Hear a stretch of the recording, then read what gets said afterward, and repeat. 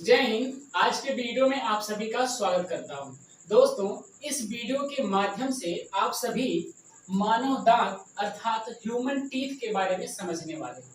अब हमारे शरीर के लिए दांत कितना उपयोगी है, यह बात वही समझ सकता है जिसके पास दांत नहीं है। आपके पास दांत है ना, तो आप इसकी उपयोगिता भी नहीं समझोगे। जब सब झड़ जाएगा, मसूड़े से दाना पूछना पड़ता है ना, तब समझ में आता है। बात समझ लो। तो इसकी उपयोगिता तो वही समझ सकता है। तो आओ, हमारे पास दांत है तो क्या हुआ, थोड़ा इसकी उपयोगिता को समझ लें और एग्जाम पॉइंट ऑफ व्यू से ये क्यों इतना ज्यादा इंपॉर्टेंट है, इसको भी हम लोग देख लेंगे कि मैक्सिमम क्वेश्चंस कहां से और कैसे यहां से पूछे जा सकते हैं। ठीक है, तो आइए इसकी शुरुआत करते हैं। दोस्त, सबसे पहला पॉइंट आप लोग अपनी कॉपी में सुनहरे अक्षरों में नोट करो, ओडोंटोलॉजी। ओडोंटोलॉजी, ओडोंटोलॉजी का मतलब क्या होता है? Study of teeth. दांतों का अध्ययन क्या कहलाता है? ओडोंटोलॉजी कहलाता है। बात समझ गए? दांतों का अध्ययन, दांत कैसा है, इसका स्ट्रक्चर क्या है, इसमें कौन सा रोग लग रहा है, कैसे इसका निवारण होगा, इन सभी का स्टडी अगर आप करोगे तो उसे हम कहते हैं ओडोंटोलॉजी। अच्छा, दूसरी बात, दांतों से संबंधित एक टेस्ट है। कैसा टेस्ट है? जैसे आप लोग को किसी प्रकार का अगर रोग होता है तो दुनिया भर का टेस्ट उस्ट कराने जाते हो ना, तो उसी तरीके से एक टेस्ट है जिसका नाम है आरसीटी। क्या नाम है? आरसीटी। और आरसीटी को दोस्त कहते हैं root canal test. Root canal test. याद रखना भैया, ये क्वेश्चन पूछेगा कि आरसीटी क्या है, तो आप बताना रूट कैनाल टेस्ट। और यह किससे संबंधित है? तो यह दांतों से संबंधित है। दूसरा क्वेश्चन हो गया। चलिए, तीसरा क्वेश्चन की बात करते हैं। अब क्या पूछता है, पहले ये नोट कर लो। इसको नोट कर लिए कि नहीं? अभी सब यहाँ से इरेज करते हैं। भाई जरा कपड़ा वपड़ा किधर गया? देखो, अब हम जो है इसका पूरा पूरा स्ट्रक्चर समझाने वाले। पहले तो ये तुरंत अपनी कॉपी में नोट करो, ओडोंटोलॉजी, और साथ ही साथ दोस्तों नोट करो आरसीटी अर्थात रूट कैनाल टेस्ट। ठीक है, चलिए आइए अब हम लोग ये समझते हैं कि हमारा ये जो कहते हैं ना, अभी हमारे माई बाबू कहते हैं कि ज्यादा अगर बकबकाओगे ना तो हमारे को 32 तुम्हारा तोड़ देंगे। तो दोस्तों, हमारे पास जो एडल्ट पर्सन होता है उसके पास 32 दांत होते हैं। तो आइए कुछ दांतों के बारे में समझते हैं। ये जो हमारे दांत हैं, ये जो टीथ, समझते हैं कि ये दांत जो है ये मानव में कितने प्रकार का होता है और यहाँ से किस प्रकार क्वेश्चन पूछे जाते हैं। ध्यान से देखना भैया, ये दांत जो होता है ना, हमारे पास कुल 4 प्रकार के दांत होते हैं। ये जबड़ा इसे मुंह खोल के देखोगे तो कुल 4 प्रकार का दांत मिलेगा। समझा देंगे, देखो ध्यान से। पहला क्या होता है? इंसीजर। फिर क्या होता है? कैनाइन। फिर क्या होता है? प्रीमोलर। और देन अगेन क्या होता है? मोलर। ठीक है, क्या होता है? मोलर। ध्यान से देखो, लिख देते हैं अंग्रेजी को। देखो भैया, क्या होता है? इंसीजर। फिर क्या होता है? कैनाइन। फिर प्री मोलर। देन अगेन क्या होगा? मोलर। क्या होगा? मोलर। तो हिंदी लिख दे, हिंदी को देखो लिख देते हैं भैया। कृंतक, क्या है? रदनक, अग्रचवर्णक। अग्रचवर्णक। फिर क्या होता है? पश्चवर्णक। क्या होगा? पश्च। तो ये कुल 4 प्रकार के दांत जो है, 32 हमारा जो होता है ना, इसमें कुल 4 प्रकार के दांत पाए जाते हैं। कौन कौन सा? Incisor, canine, premolar, molar. ठीक, इतनी बात तो क्लियर हो गई। अब मेरी बात ध्यान से सुनो, अगला क्वेश्चन क्या पूछता है। आप ये देखो कि आपके ऊपर दांतों का 2 पैटर्न है। एक ऊपरी जबड़े में दांत लगे हुए हैं, एक निचली जबड़े में लगे हुए हैं। एक तो देखो ये वाला है, एक ऊपरा वाला है। बात समझ रहे हो? तो 2 जबड़ों में है, 2 सेट हमारे पास है। तो याद रखना कि मैं आपको पहले ऊपर वाला सेक्टर बताता हूँ कि इंसीजर कितना होता है, कैनाइन कितना होता है, प्रीमोलर क्या होता है, मोलर कितना होता है। ठीक है, अच्छा एक बात पहले यही नोट करते हैं, फिर हम लोग आगे बढ़ेंगे। क्वेश्चन पूछता है कि इस इंसीजर का काम अर्थात इस कृंतक का काम क्या है। कृंतक का काम सिर्फ इतना होता है, काटना, बाइट करना। अब जैसे देखो, मान लो हमने रोटी में सब्जी ऐसे लगा लिया, तो लगा के इसे रेडी कर लिए, तो ऐसे करके हम उसको क्या करते हैं? काट देते हैं। या फिर आप समझो, जैसे मान लो अगर हमारे पास बनाना है, तो बनाना का पिछवा गुजर के ऐसे थोड़ी काटता है, अगवा से ऐसे करके काट लेता है। तो आगे के जो हमारे 4 दांत ऊपर और 4 दांत नीचे होते हैं ना, इनका काम होता है किसी चीज को काटना, और इन्हीं को हम कहते हैं कृंतक। अर्थात इनका काम क्या होगा सर? इनका काम होता है बाइट करना। बाइट का मतलब भोजन को काटना। ठीक है, क्या होता है? काटना। अगला क्वेश्चन सुनो, रदनक का काम क्या है?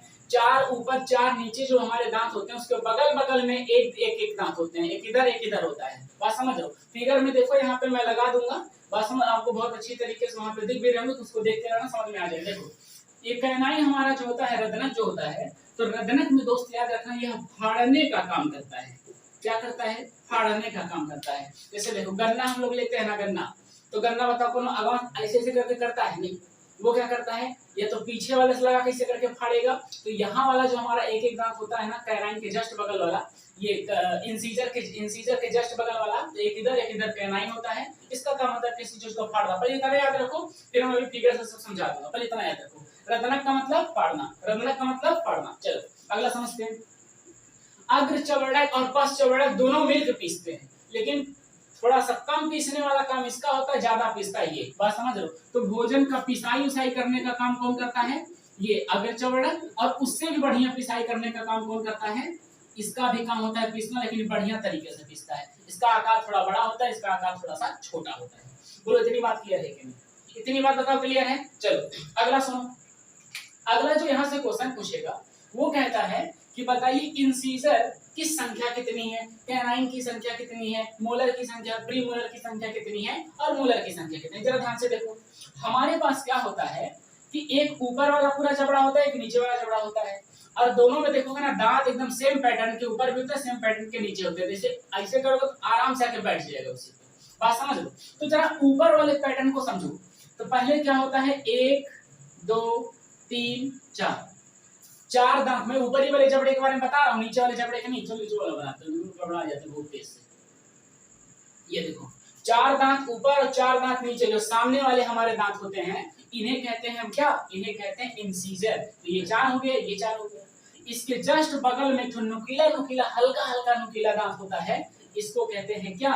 इसको कहते हैं भैया, ये हमारा होता है कैनाइन। ये देखो कैनाइन हो गया। अब ये देखो, दो ऊपर आ रहेगा तो दो नीचे हो रहेगा, ये 1 और 2।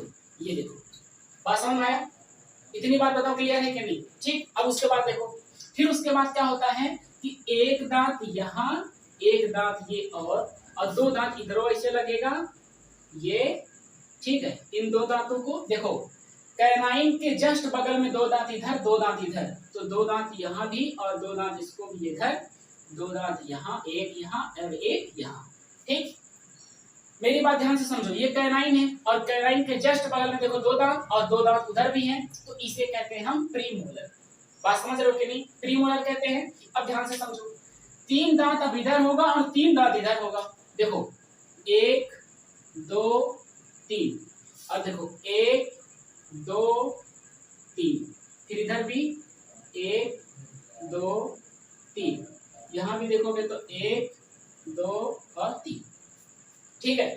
अब जरा दांत गिनो तो देखो, 1 2 3 4 5 6 7 8 9 10 11 12 13 14 15 16।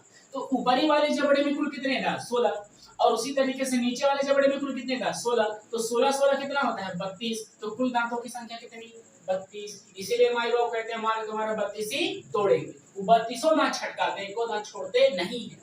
बात समझ में आ गई कि नहीं? चलो बताओ, ये चार दांत क्या है? ये चार दांत क्या है? इंसीजर। इनके जस्ट बगल वाले एक एक दांत क्या है? कैनाइन। इनके जस्ट बगल वाले एक एक दांत क्या है? कैनाइन।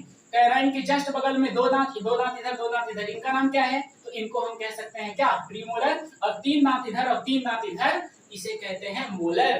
क्या कहते हैं? मोलर। बात क्लियर हो गई कि नहीं? इसका एक मैं फार्मूला सिंपल सा बना देता हूं, याद कर लो। देखो आपको ये पता है कि जैसे देखो मैं यहाँ लिख रहा हूँ आई, और आई फिर मैं क्या कर रहा हूँ, देखो ऊपर वाली जबड़े बताओ कुल इंसीजर की कितनी संख्या कितनी है? 1 2 3 4, तो मैं लिख दिया 4, और बटे क्या कर दिया, नीचे भी कितना है? 4। ठीक, इंसीजर की संख्या 4 ऊपर 4 नीचे, इंसीजर की संख्या 4 ऊपर 4 नीचे। चलो कैनाइन की बताओ, कैनाइन में क्या है? 1 2, 2 ऊपर 2 नीचे, 2 ऊपर 2 नीचे। बात समझ गए? चलो प्रीमोलर बताओ जरा, प्रीमोलर। तो प्रीमोलर में देखोगे तो 2 इधर 2 इधर, मतलब 4 ऊपर 4 नीचे, 4 ऊपर 4 नीचे। और बताओ मोलर की संख्या कितनी है? तो 3 ऊपर और 3 नीचे। देखो 3 यहाँ 3 यहाँ, तो 6, और 6 ऊपर 6 नीचे, ये 6 ऊपर 6 नीचे। जरा काउंट करके भी देख लो, 6 6 12 और 4 4 8, दो दो चार और चार चार आठ। देखो 12 8 20 और 20 12 32। बात समझ गए कि नहीं? तो इस फार्मूले को भी पकड़ लो तभी तुम्हारा काम हो जाएगा। ठीक है, अब इसमें भी एक क्वेश्चन और पूछता है, देखो जरा क्या पूछता है। वो कहता है एक बात बताओ, इनमें से विस्डम टीथ कौन सा है? बड़ा खतरनाक क्वेश्चन पूछता है। कहता है बताइए इनमें से विस्डम टीथ कौन सा है? Wisdom teeth. कुछ लोगों में विस्डम टीथ निकलता है, कुछ लोगों में निकलता भी नहीं है। सबके पास 32 है कि नहीं ये भी नहीं हो सकता है। बात समझ रहे हो कि नहीं? अपना दांत जाकर झांक कर देख लेना 32 है कि नहीं है। बात समझ रहे हो? देखो हमारा जो मोलर वाला दांत होता है ना, तो मोलर का सबसे लास्ट वाला हमारा जो दांत है, एक तो इधर दिख रहा है, एक तो इधर दिख रहा है, इस तरीके से ये। तो जो मोलर के हमारे सबसे लास्ट वाले दांत होते हैं ना, इन्हीं को हम कहते हैं विस्डम टीथ।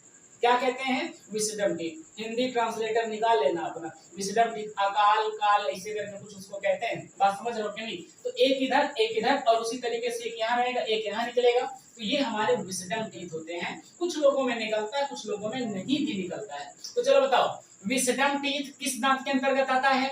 तो बताना मोलर के अंतर्गत। किसके अंतर्गत आता है? मोलर के अंतर्गत। चलो उसका स्क्रीनशॉट लो फटाफट, जिसमें हम लोग ये समझ गए हैं कि दांत कितने प्रकार के होते हैं, इन दांतों का काम क्या होता है, और ये 32 का पूरा हम लोग स्ट्रक्चर समझ गए। ठीक है, चलो यहाँ तक बात हो गई।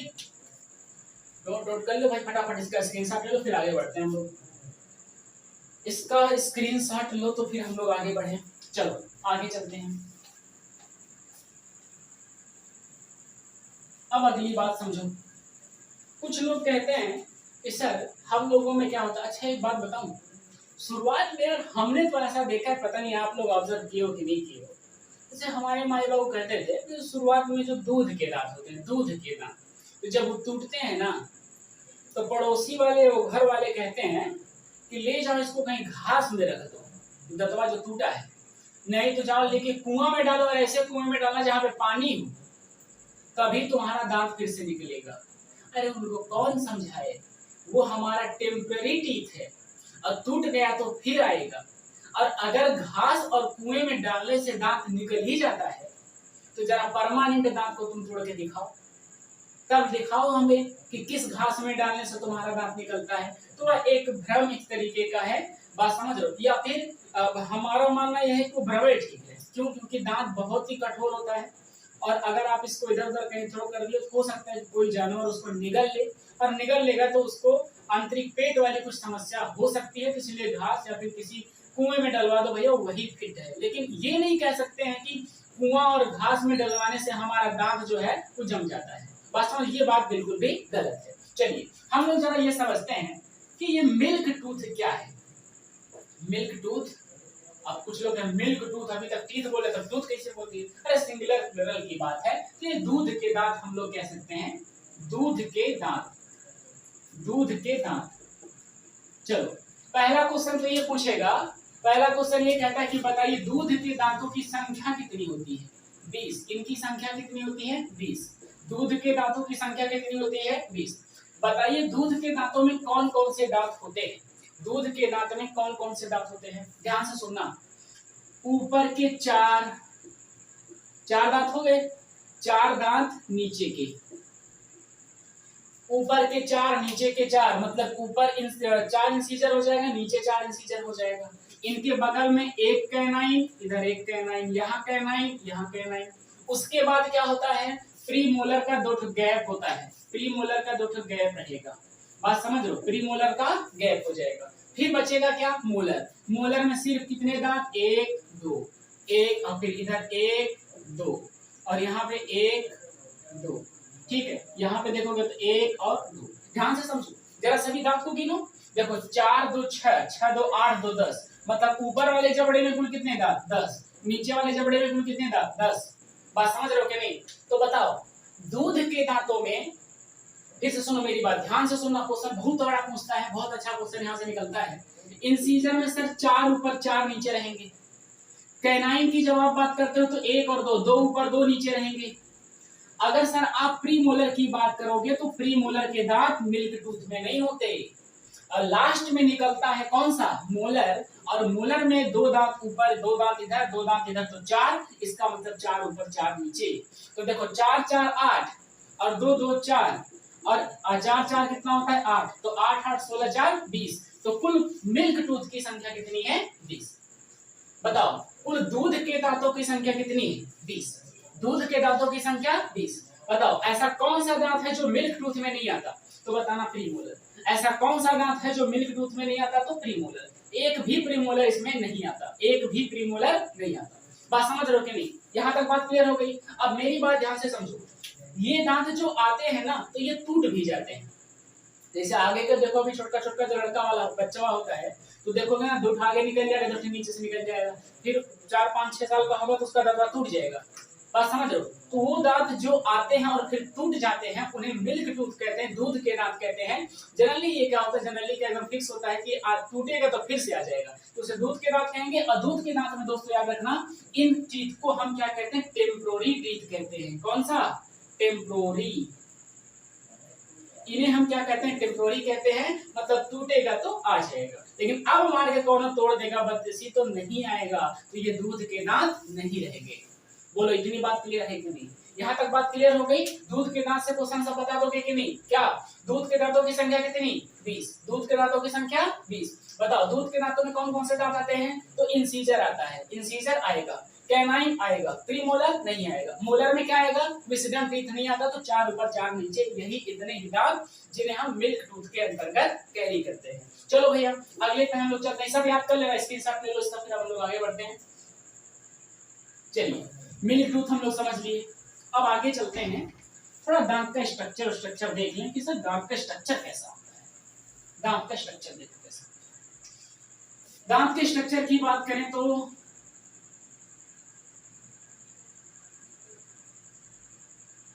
यह 3 भागों में मोस्टली बटा होता है। सबसे ऊपर वाला जो भाग होता है दांत का, ये जो सबसे ऊपर वाला भाग होता है, जो दांत में सबसे एकदम ऊपरी वाली लेयर होती है, इसे दोस्त कहते हैं इनेमल। क्या कहते हैं? इनामल या फिर इनेमल कहते हैं। और एक बात याद रखना, इनेमल किसका बना होता है? तो यह दोस्त कैल्शियम फास्फेट का बना होता है। किसका बना होता है? कैल्शियम फास्फेट का बना होता है। फार्मूला अगर आपसे पूछे तो Ca3PO4 का होल ट्वाइस। अगर फार्मूला आपसे पूछता है तो Ca3PO4 का होल ट्वाइस, यह इसका केमिकल फार्मूला है। बात समझ रहे हो कि नहीं? किसका बनता है? कैल्शियम फास्फेट का। इनेमल से एक क्वेश्चन और पूछता है कि हमारे शरीर का सबसे कठोरतम भाग क्या है, कठोरतम पार्ट क्या है दोस्त? तो ये इनेमल है। शरीर का सबसे कठोर भाग इनामल होता है। शरीर का सबसे कठोर भाग क्या होता है? इनामल होता है। इसकी जो दूसरी वाली लेयर होती है यह डेंटाइन होती है। क्या होती है? डेंटाइन। इसकी जो दूसरी वाली लेयर होती है यह क्या होती है? डेंटाइन होती है। तीसरी वाली जो इसकी लेयर होती है ये एकदम लास्ट वाली होती है, इसे हम पल्प कहते हैं। और इसी में नसों का संचार होता है, तो कभी कभी ब्लड जो निकलता है तो इस वाले रीजन से निकल जाता है। यहाँ तक डेंटाइन में देखोगे तो ये हड्डियों के जैसे बोन मजबूत जितनी नहीं होती है, तो बोन के जितना मजबूती होता है। और इसके ऊपर भी एक स्पेशल लेयर होती है जिसे इनामल कहते हैं, और इनामल बहुत कठोर होता है। बोलो इतनी बात क्लियर होगी? इतनी बात बताओ क्लियर है कि नहीं? अब अगला क्वेश्चन सुनो, इतना यहाँ से क्वेश्चन ये पूछेगा, इनामल क्या है, किसका बना होता है, शरीर का सबसे कठोरतम भाग क्या है, डेंटाइन क्या है, या बोन के जैसा हार्ड होता है। यहाँ से इसको ये सब क्वेश्चन आएंगे। अब एक बात और समझो, आपने मोस्टली देखा होगा कि गांव में तो बच्चे चॉकलेट थोड़ा कम खाते हैं। इधर शहर वगैरह में देखोगे ना, छोटका बच्चा लोग क्या करता है, मम्मी हमें डेयरी मिल्क चाहिए, ये चाहिए वो चाहिए।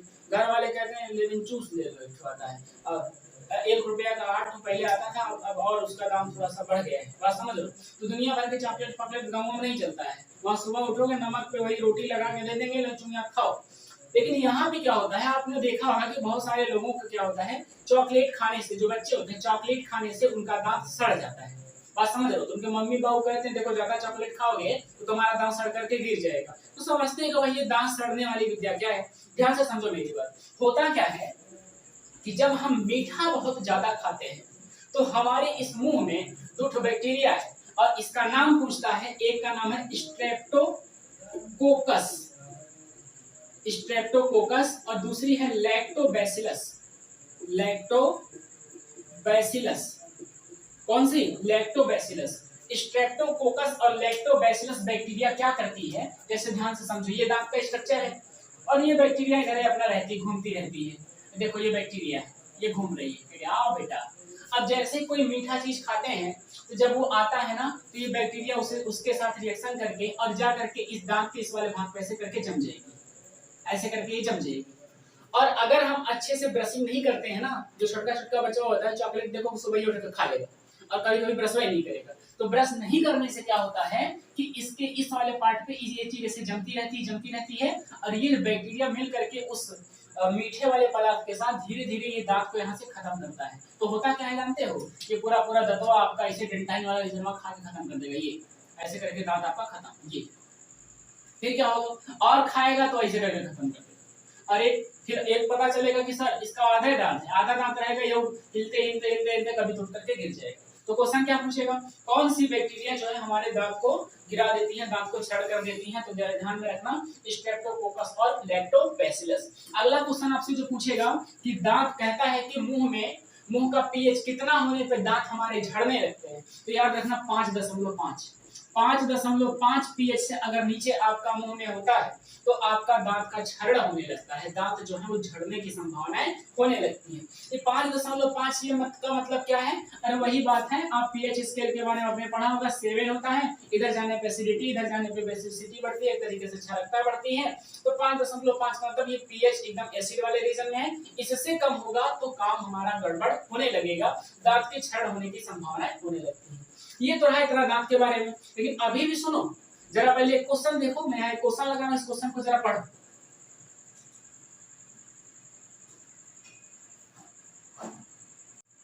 क्वेश्चन पढ़े भैया, क्वेश्चन क्या लिखा था, अब देखो ग्रुप टी का क्वेश्चन है, तो क्या लिखा है, कह रहा है कि मछलियों में निम्न में से कौन सा किस प्रकार का दांत होता है। तो ध्यान से समझो, तो यहाँ पे इस होमोडोंट, हेटेरोडोंट और थिकोडोंट और एक्रोडोंट को जरा समझ लो। कोई ग्रुप टी का क्वेश्चन है, तो क्या लिखा है, कह रहा है कि मछलियों में निम्न में से कौन सा किस प्रकार का दांत होता है। तो ध्यान से समझो, तो यहाँ पे इस होमोडोंट, हेटेरोडोंट और थिकोडोंट और एक्रोडोंट को जरा समझ लो, यहाँ से भी क्वेश्चन आता है। देखो अगर बात किया जाए कि होमोडोंट का मतलब क्या है, तो होमोडोंट का मतलब होता है समान प्रकार के दांत, समान दांत। अब ध्यान से देखो, जैसे हम लोगों का जो दांत होता है ये 4 प्रकार का है, लेकिन मछलियों में दांत देखोगे ना सब एक ही सेट का रहता है, बात समझ लो कि नहीं, सब एक प्रकार का दांत होता है। तो जो एक प्रकार का एक ही पैटर्न का जो दांत होता है उसे होमोडोंट दांत कहते हैं। क्या कहते हैं, होमोडोंट। तो जो अभी मैंने क्वेश्चन यहाँ पे लगाया था उस क्वेश्चन को देख करके आप क्या समझ रहे हो, उसका आंसर क्या होगा, उसका आंसर होगा मछली। मछली में क्या होता है, एक ही प्रकार के पैटर्न का दांत पाया जाता है, इसलिए वो होमोडोंट है। अच्छा, अगर आपसे ये पूछे कि मनुष्य में किस प्रकार का दांत है, मनुष्य में हम लोगों का दांत कैसा दांत है, तो हम लोगों का दांत जो है अलग अलग प्रकार का दांत है, 4 प्रकार के दांत हैं, इसलिए मनुष्य के दांत की बात करें तो यह हेटेरोडोंट में आता है। किसमें आता है, हेटेरोडोंट में आता है, इस बात को अच्छी तरीके से याद रखो। बताओ इतनी बात क्लियर है कि नहीं, ठीक है, यहां तक बात क्लियर है, ठीक। अब नेक्स्ट आपका एक क्वेश्चन पूछता है थिकोडोंट। थिकोडोंट का मतलब ये होता है कि देखो हमारे दांत जो है ना वो मसूड़े में जाकर के बैठ गया है, हमारा दांत जो है वो मसूड़े में जाकर के अंदर की तरफ एकदम पकड़ा हुआ है, तो हमारे दांत जो है वो मसूड़ों में जाकर के फंसे हुए हैं, इसलिए हम इनको क्या कहते हैं, थिकोडोंट कहते हैं। जबकि एक्रोडोंट क्या होता है, मेढक ओढक का दांत देखोगे ना, मेढक का दांत, मेढक का दांत देखोगे तो जो उसका मसूड़ा रहता है, मसूड़े के दांत ऊपर से स्टार्ट होता है, उसमें धंसता नहीं, वो बात समझ लो, एकदम ऊपर से हल्का फुल्का पकड़ करके वो ग्रो कर जाता है, क्योंकि उनके दांत को बहुत स्ट्रांग होने की जरूरत नहीं है, लेकिन हम लोग तो गुटका फुटका पूछते हैं, तो इसलिए हमारा दांत बड़ा अच्छे से पकड़ा रहेगा तभी काम बनेगा, याद रखना, ठीक है। तो एक्रोडोंट का मतलब क्या होता है, ये जैसे ये मेरा मसूड़ा है तो मसूड़ा के ऊपर से दांत रहेगा, जबकि थिकोडोंट का मतलब क्या होता है, जैसे ये हमारा मसूड़ा है, ये देखो जैसे मान लीजिए मेरा मसूड़ा है तो मेरा दांत जो रहेगा वो अंदर वाला कैसे निकलेगा, ये देखो दांत हमारा जो अंदर की तरफ से ऐसे करके बढ़िया से पकड़ा रहता है, ये अब समझ लो, ये दांत है भाई हमारा, ये दांत वाला स्ट्रक्चर है पूरा, और ये जो है मसूड़ा वाला रीजन है, ठीक। तो यहाँ से जो क्वेश्चन पूछेगा आप आराम से कर सकते हो। होमोडोंट क्या होता है, हेटेरोडोंट क्या होता है, थिकोडोंट क्या होता है, एक्रोडोंट क्या होता है। ये रहा कंप्लीट स्ट्रक्चर, कंप्लीट आपने इस दांत के बारे में समझा। कोई भी एग्जाम हो, कहीं से भी एग्जाम आए, एक बार दांत का वीडियो देखो, सब खत्म, इससे ज्यादा क्वेश्चन दांत से कभी नहीं पूछेगा, बस 1-2 बार क्लासेस को रिवीजन कर लेना, नोट्स प्रॉपर तरीके से बना लेना। मिलते हैं आप सभी से नेक्स्ट वीडियो में, तब तक के लिए सभी को जय हिंद।